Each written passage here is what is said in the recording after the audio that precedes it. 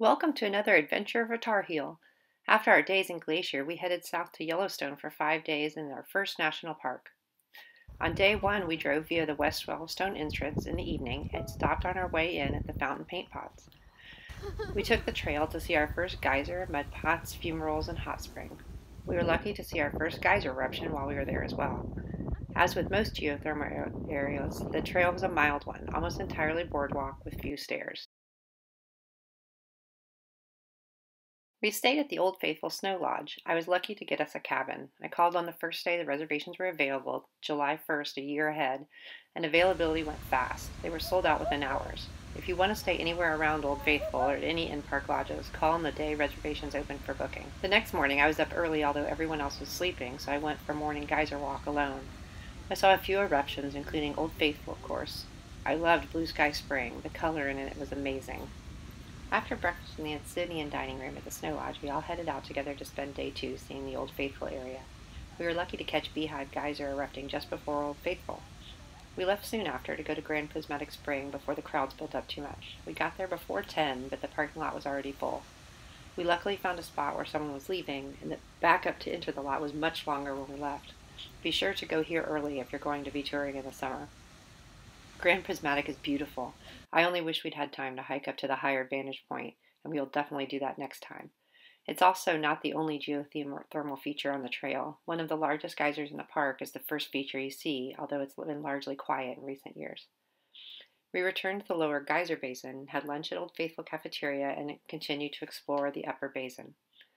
We watched Grotto Geyser erupt and explored the upper geyser basin along the Firehole River. We thought we might catch a giant erupting as it had some activity, but it did not. Our favorite was Grand Geyser. It was fascinating and had a great viewing area. We ended up returning to Grand several times over our trip. Staying at the Old Faithful area is nice because it's easy to pop over and watch a few geysers in between other adventures.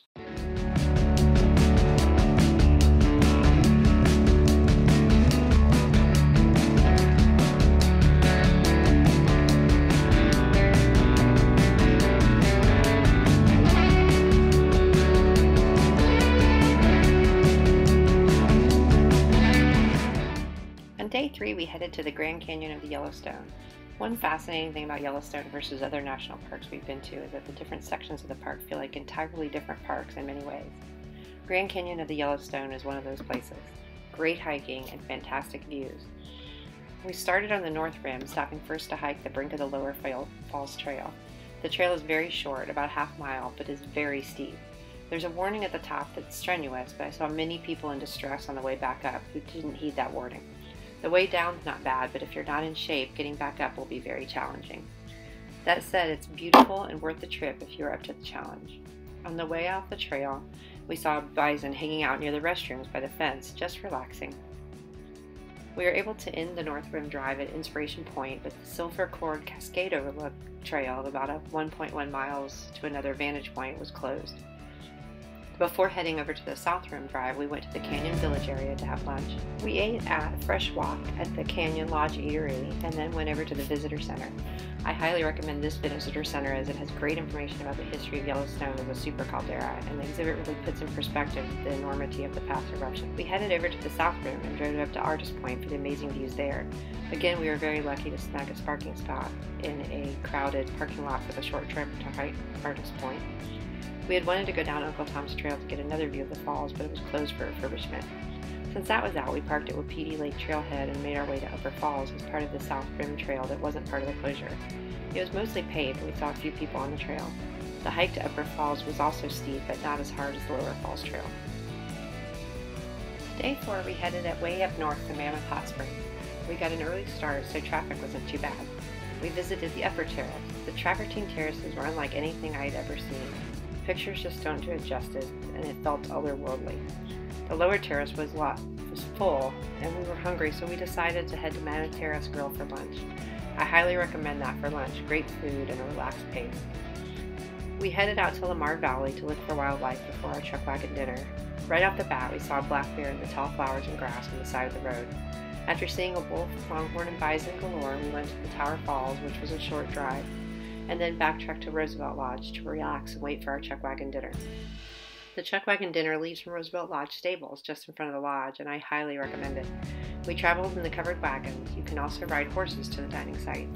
The ride there was scenic and fun, and the wranglers telling stories. Once there, a chuck wagon dinner was laid out and ready to go for us. The food was tasty, and a cowboy singer was there to keep us entertained.